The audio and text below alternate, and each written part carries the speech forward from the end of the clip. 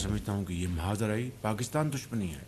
तो मैं समझता हूँ कि जो लोग इस वक्त पाकिस्तान के साथ दुश्मनी पे उतरे हुए उनको ये बात समझ लेनी चाहिए कि वो ये कत्ल व गारत करके न सिर्फ बलूचिस्तान के अवाम के ख़िलाफ़ जा रहे हैं। कल गवादर एयरपोर्ट की फॉर्मल ऑपरेशन शुरू हुई और ये बहुत एक खुशाइन बात है और इंतहाई आम मंसूबा है ये। पाकिस्तान के खिलाफ महाजराई मुल्क दुश्मनी। कुछ लोग पाकिस्तान के साथ दुश्मनी पर उतरे हुए हैं। बदअमनी फैलाने वाले पाकिस्तान और बलूचिस्तान के भी खैर ख्वाह नहीं। वज़ीर आज़म शहबाज शरीफ का काबीना इजलास में इज़हार ख्याल। कहा पाकिस्तान दुश्मन जान ले वो बलूचिस्तान के अवाम के खिलाफ जा रहे हैं। न्यू गवादर एयरपोर्ट का फाल होना खुशाइंद, इससे मईशत को फायदा होगा।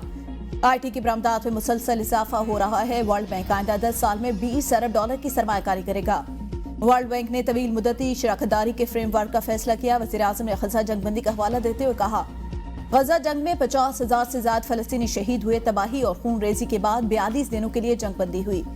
दुआ है ये आरजी जंगबंदी मुस्तकिल जंगबंदी में तब्दील हो सके। हमने गजा में जंगबंदी के लिए भरपूर आवाज उठाई।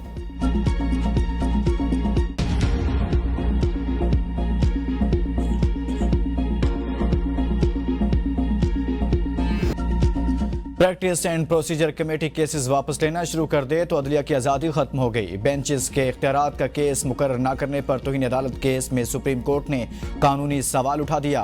हामिद खान और मुनीर मलिक अदालती मुआविन मुकर्रर। सुप्रीम कोर्ट ने इस्तफसार किया कि बताएं अदालती हुक्म के बावजूद केस मुकर्रर क्यों नहीं हुआ।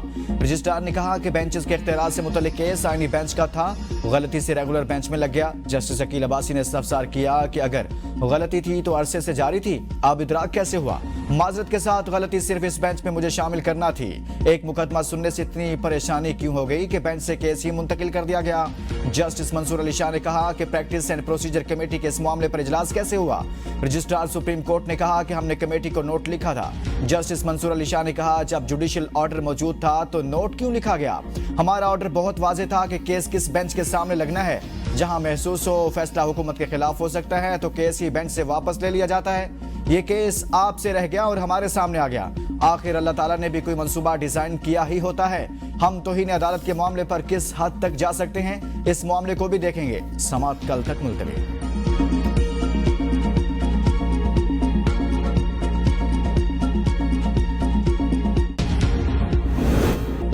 कानून साजी हमारा काम, अदलिया मुदाखलत न करे। विफाकी वज़ीर कानून आसिम नज़ीर तारड़ का सेनेट इजलास में इज़हार ख्याल। कहा हुकूमत किसी इदारे के मामले में मुदाखलत नहीं करती। अदलिया से दरख्वास्त है हमारे मामलात में मुदाखलत न करे। अदलिया एग्जीक्यूटिव को अपना काम करने दे। इदारों को अपने इदारे में रहकर काम करना चाहिए। डेपुटेशन पॉलिसी की गुंजाइश सर्विसेज रूल्स में मौजूद है। पहले 3 साल के लिए डेपुटेशन होती है, फिर 2 साल की तजदीद होती है। सुप्रीम कोर्ट ने भी अपने फैसले में कहा कि डेपुटेशन को मामूल न बनाया जाए। पाकिस्तान ने जर्मनी के साथ दोहरी शरीयत की मंजूरी दे दी। अब जर्मन हुकूमत की जानिब से MOU दस्तखत का इंतजार। पार्लियामेंट से मंजूरी के बाद पाकिस्तानी जर्मन शरीयत दोबारा हासिल कर सकेंगे। पाकिस्तान के 22 मुल्कों के साथ दोहरी शरीयत के मुआहदे हैं।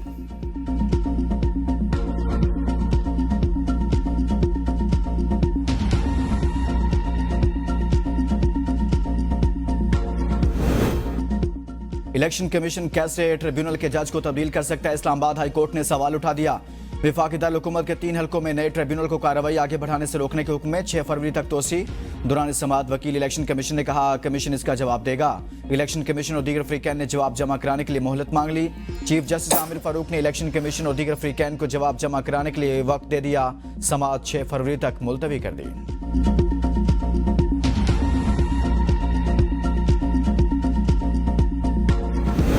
PTI इंट्रा पार्टी इंतखाब केस बैरिस्टर गौहर ने जवाब जमा कराने के लिए मोहलत मांग ली। चीफ इलेक्शन कमिश्नर के सरबराह में 3 रुकनी बेंच ने केस की समाअत की। चेयरमैन PTI बैरिस्टर गौहर ने मीडिया से गुफ्तगू में कहा आइन के मुताबिक इंट्रा पार्टी इलेक्शन कराए बानी ही PTI का निशान। अभी तक इलेक्शन कमीशन की तरफ से हमें सर्टिफिकेट नहीं मिला। हमने इलेक्शन कमीशन के आईनी और कानूनी सवालात का जवाब दे दिया। पार्टी सर्टिफिकेट हमारा आईनी और कानूनी हक है।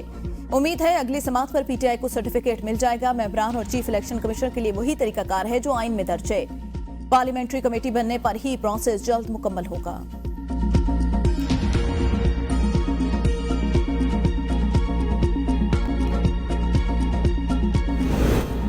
पीटीआई के अकाउंट्स को फौरी तौर पर मुंजमद किया जाए। 190 मिलियन पाउंड केस के फैसले ने पीटीआई वालों की कलई खोलकर रख दी। पीटीआई के बानी रुकन अकबर असबाबर की मीडिया से गुफ्तगू, कहा हीले बहाने करके फॉरेन फंडिंग केस में ये लोग 8 साल लगा चुके।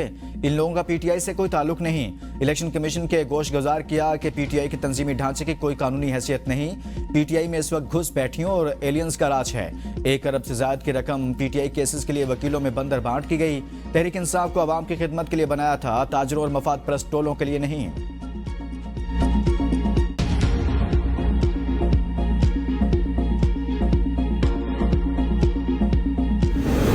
पीटीआई का एस्टैब्लिशमेंट तक पहुंचना मकसद था, वो पहुंच गई। वजीर दिफा ख्वाजा आसिफ ने मीडिया से गुफ्तगू करते हुए कहा, एस्टैब्लिशमेंट से राब्ते हो गए, फिर भी हमारे साथ मुज़ाकरात की क्या जरूरत। बानी पीटीआई की रिहाई का मुतालबा आया तो मुल्की मफादात को सामने रखकर फैसला किया जाएगा।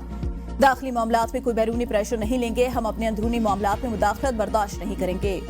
पीटीआई से मुज़ाकरात शुरू हुए तो बानी के खिलाफ मुकदमा चल रहा था। चेयरमैन पीटीआई ने खुद कहा कि इसका फैसला मुज़ाकरात पर असरअंदाज नहीं होगा।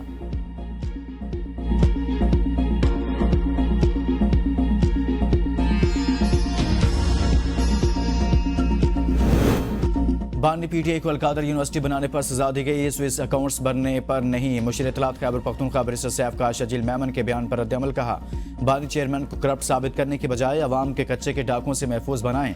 ठर में भूख और अफलास का शिकार बच्चों की जिंदगियां बचाने पर तवज्जो दें। कराची की गलियों में डकैती और हज़नी उरूज पर है। सिंध हुकूमत इस पर काबू पाए।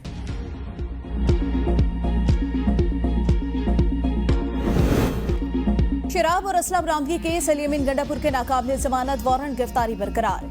वारंट गिरफ्तारी की तामील न होने पर अदालत बरहम। डीआईजी ऑपरेशन से वजाहत तलब। अलीमीन गंडापुर की हाजिरी से इस्तिस्ना की दरख्वास्त मुस्तरद। सीनियर सिविल जज इस्लामाबाद ने केस पर समाअत की। अदालती रवाक से हर तारीख पर आप इस्तिस्ना की दरख्वास्त देते हैं, मुल्जिम को पेश नहीं करते। वकील ने कहा, आप मुल्जिम की बरियत की दरख्वास्त पर पहले फैसला करें। सवाल से अदालती हुक्म मौजूद है। अदालत ने 29 जनवरी तक केस की समाअत मुलतवी कर दी।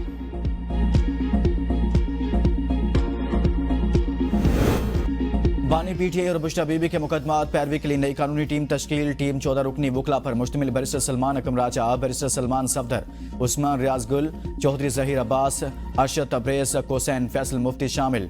नई कानूनी टीम में फैसल चौधरी, बैरिस्टर गोहर, शेर अफजल मरवत शामिल नहीं।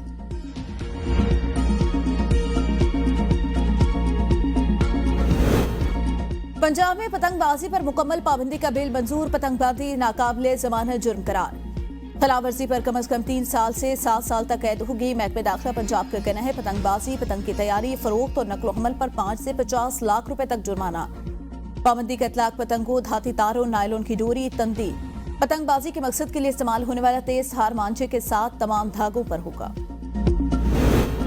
वजीर आला सिंध सैयद मुराद अली शाह का डिप्टी कमिश्नर ऑफिस के माड़ी का अचानक दौरा। वजीर आला अफसरान की गैर हाजिरी पर शदीद Barham. Assistant commissioner revenue Nawaz कुलहोड़ो को मुअत्तल करने की हिदायत। वजीर आला ने कमिश्नर से अफसरान की गैर हाजिरी की रिपोर्ट भी तलब कर ली। वजीर आला ने दफ्तर में आए हुए लोगों से मसाइल सुने। जिले इंतजामिया को लोगों के मसाइल हल करने की हिदायत।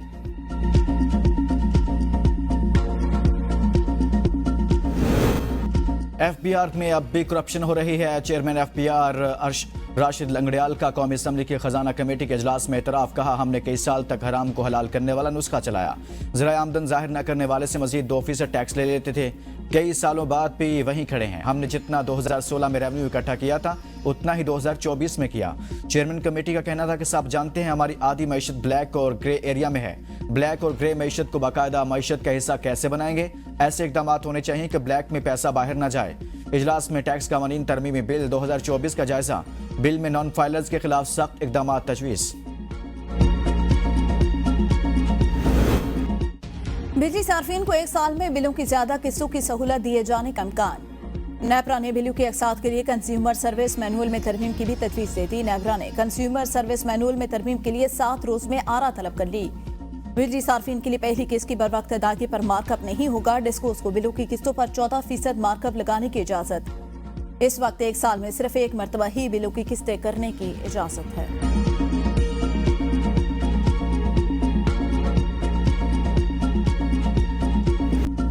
मुल्क के बेशतर इलाकों में सर्दी का राज। असूर, सवात, कालाम समेत बालही इलाकों में बर्फबारी का सिलसिला वक्फे से जारी।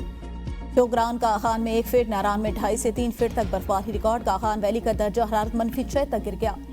सर्दी की शिद्दत में इजाफा, स्टोर में बर्फबारी से बिजली की सप्लाई मुअत्तल, बड़े इलाकों का जमीनी राब्ता मुनक़ता, लोग घरों में महसूस, निज़ाम जिंदगी दरहम बरहम।